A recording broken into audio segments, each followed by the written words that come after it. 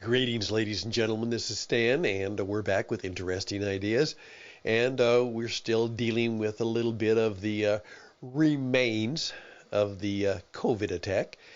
However, we're better today, and I trust that we'll be even a little bit better tomorrow. But all of this gets one to thinking, even in the midst of all the situations that are going on in our world today. And just the other day, a gentleman wrote a story, a column, a little bit of a soliloquy, but what he simply said is there is pain in the forecast. There is pain in the forecast. Well, what did he mean by that? Well, I wanted to talk about that because that might be helpful to both of us as we are looking at the forecast, and we may even agree with him that there is a bit of pain in the forecast, and then what do we do? So, looking ahead on this 31st of January, this wintry day in the United States of America, and throughout a lot of the world, here we go. There is pain in the forecast, and so what are we going to do?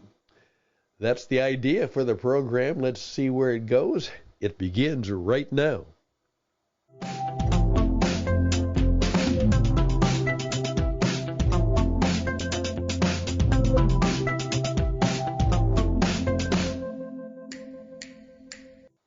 As I said before, the COVID first got me just about a week ago after return from a very good trip into the Arizona region of my life, and then, of course, making my way back here to Carolina. However, my first day back seemed to be okay, but the second day I realized right away I'm not feeling very good.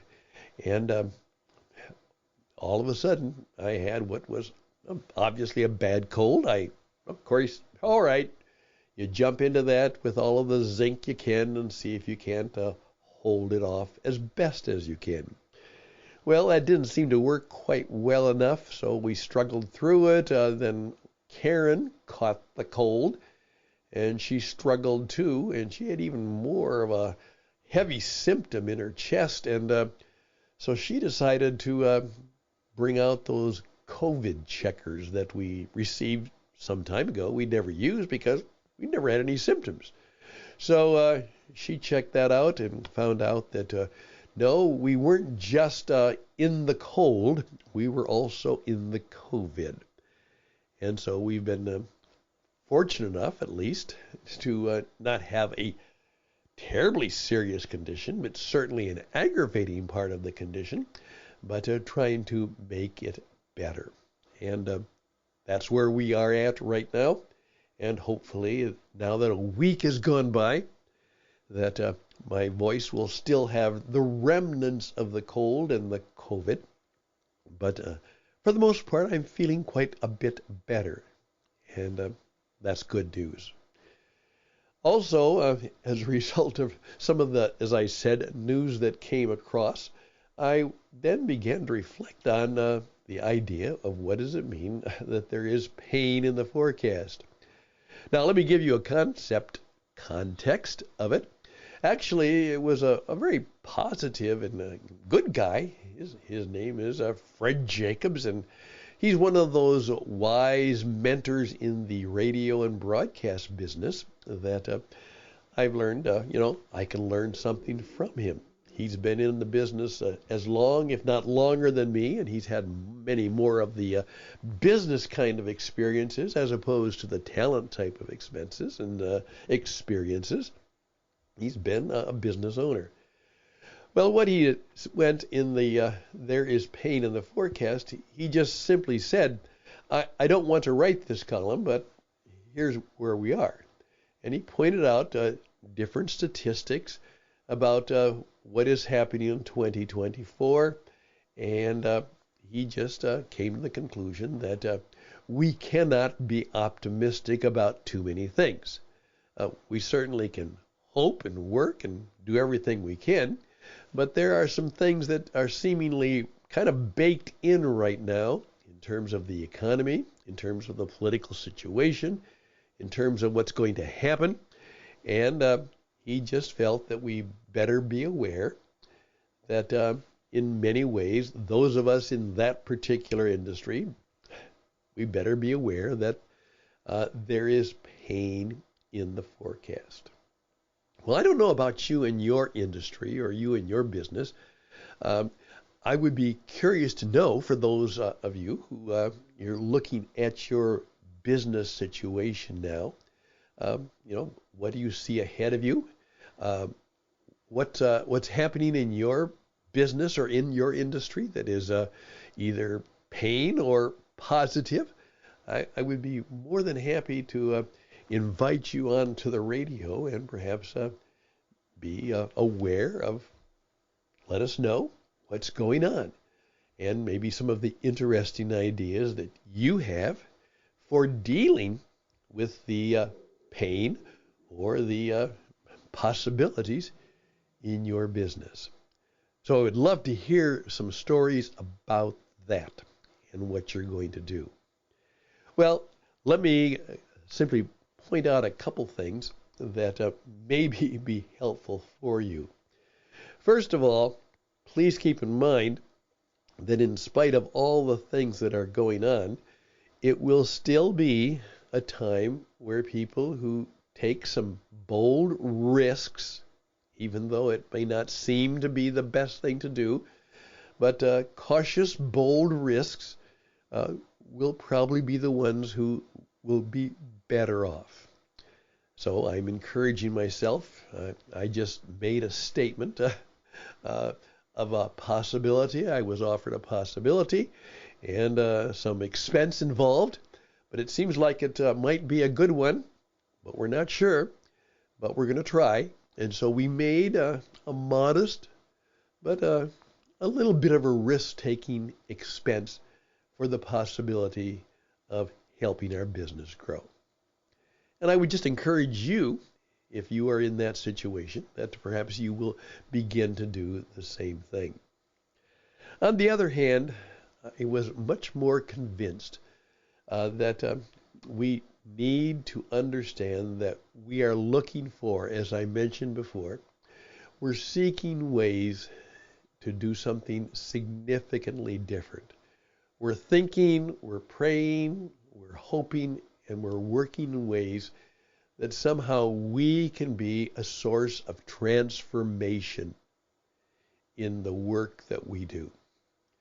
That we can actually help people achieve some significant changes in their life and their business.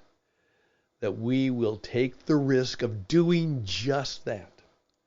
Take the risk of doing some work in what does it take to truly be a transformed person, and then to share some of that knowledge, insight, wisdom that we gain with others.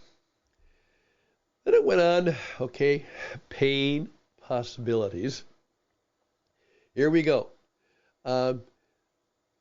Peculiar. I've been challenged to say, be a little bit peculiar. Try to be good at what you do, but be different. Seek to have some peculiar power,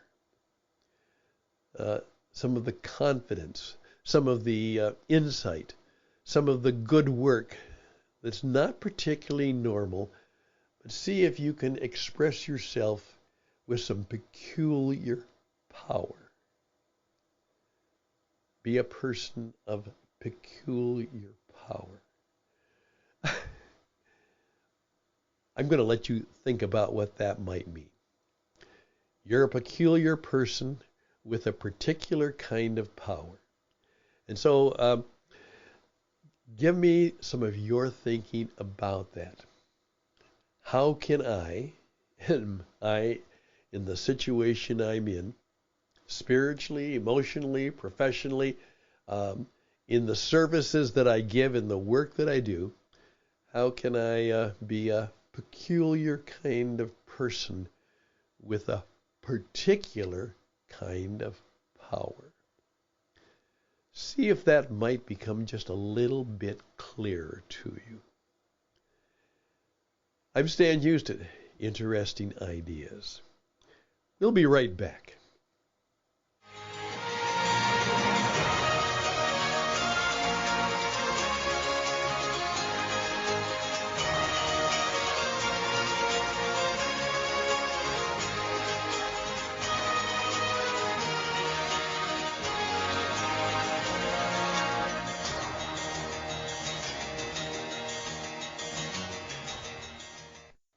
This is obviously a short program, but that's okay because I've got to take care of the power that I have left in my voice.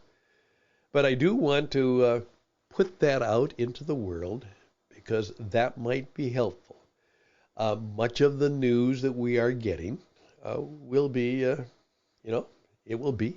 Obviously, there are painful things happening. And there doesn't seem to be a lot of positive news or positive things out there. And so I'm taking the admonition of a friend to say, okay, what can you do that simply puts you, a peculiar kind of person with a particular kind of power? What could that be? And what could I do? And how could I make that to be me? Make that to be me. Please write back to me and let me know. I'd love to hear from you. And we're going to continue to try to talk to people in ways that will be how to live better now, starting now, some ideas and perhaps some insight, and perhaps just a touch of information and inspiration from time to time that will help you do just that. Hey, all the best and blessings to you. Thank you for enduring me for about 12 minutes, and wish me all the best so that I will have a little bit of the power back in my own voice and thoughts in the times that are ahead of me. And may the same thing be true for you too. Best and blessings, and bye for now.